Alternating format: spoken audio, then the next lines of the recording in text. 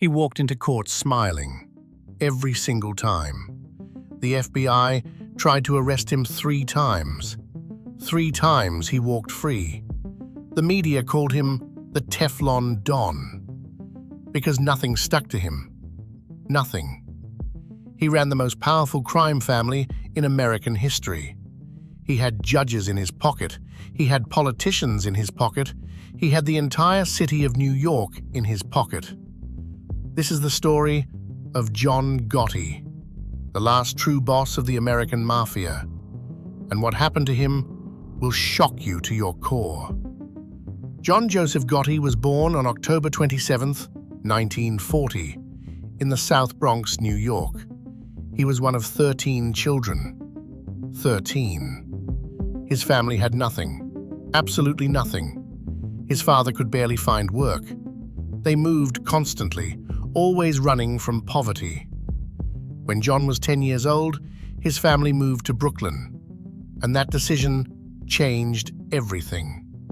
Because Brooklyn in the 1950s was controlled by one thing: the mob. And young John Gotti watched them every single day. He watched them walk through the neighborhood like kings. Nobody told them what to do. Nobody. And John Gotti decided right then that would be him one day. But what happened next will surprise you.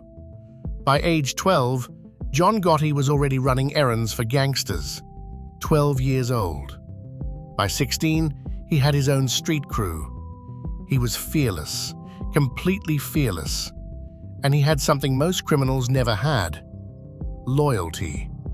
His crew was loyal to him like a family. In 1957, he came to the attention of Aniello Della Croce, one of the most feared men in the Gambino crime family. Della Croce saw something in Gotti, something dangerous, something useful. He took Gotti under his wing, and Gotti never forgot that.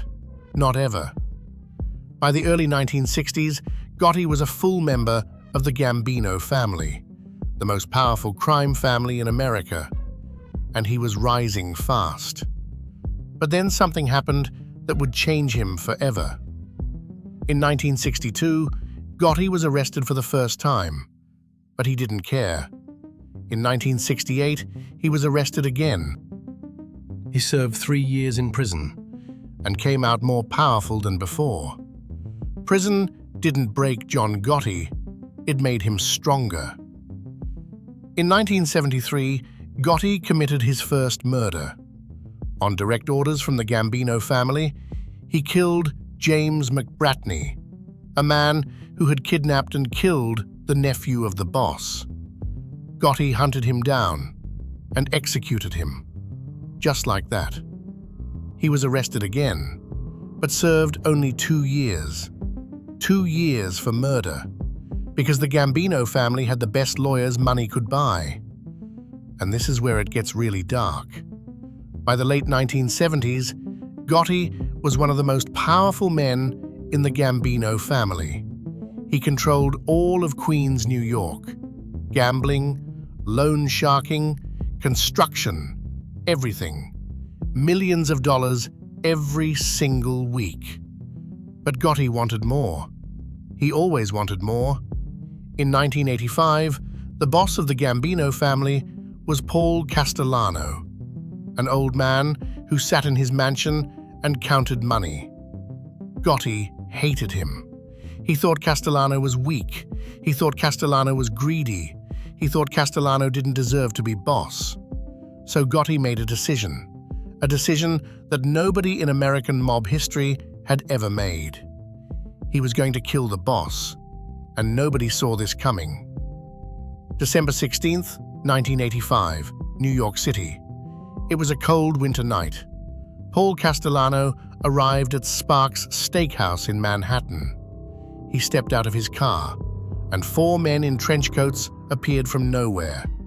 They shot Castellano 6 times, right there on the street, in front of everyone. John Gotti sat in a car across the street and watched. And then he drove away. Just like that. The next day, John Gotti was the boss of the Gambino family, the most powerful crime family in America. He was 45 years old, and New York City was his, completely his. But the FBI was watching. They had been watching for years, and they were getting closer, much closer. John Gotti loved attention. Most mob bosses hide in the shadows. Gotti walked in the spotlight. He wore $1,000 suits. He ate at the finest restaurants. He was on the front page of every newspaper in New York. The media loved him.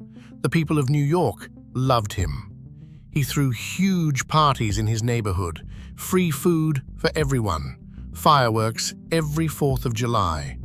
People called him the Dapper Don because of his expensive clothes and perfect hair. But the FBI had a different plan. They tried to arrest him in 1986. Gotti walked free. They tried again in 1987. Gotti walked free again. They tried a third time in 1990. And again. John Gotti walked free. 3 times the FBI failed. 3 times. And each time, Gotti walked out of that courthouse smiling.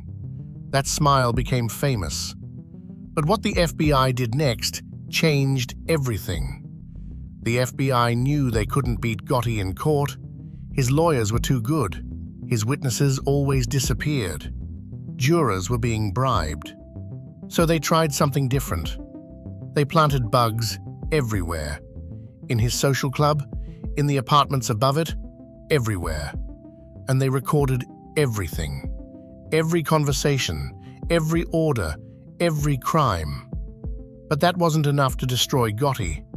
What destroyed him was a man he trusted with his life. Salvatore Gravano, known as Sammy the Bull. Gotti's most trusted partner, his underboss, the man who had committed 19 murders for the family. Sammy the Bull made a deal with the FBI. He told them everything, every secret, every crime, every murder. And John Gotti never saw it coming, because you never see the knife from someone you trust. On December 11, 1990, John Gotti was arrested for the last time. This time, there was no escape. The FBI had the recordings. They had Sammy the Bull. They had everything. The trial began in 1992. The whole world was watching. Gotti walked into that courtroom in his finest suit, still smiling, still confident. But this time was different. Sammy the Bull took the stand, and for days he described every crime, every murder, every bribe, every secret of the Gambino family. On April 2, 1992, the verdict came in. Guilty. On all counts. John Gotti stood in that courtroom, and for the first time, he wasn't smiling. John Gotti was sentenced to life in prison, no possibility of parole. They sent him to Marion Federal Penitentiary in Illinois, one of the toughest prisons in America. He was placed in solitary confinement, 23 hours a day, alone in a cell. The Dapper Don, the man who owned New York, alone in a tiny cell.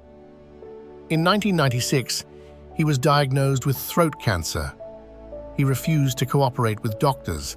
He refused to show weakness, even in prison, even dying.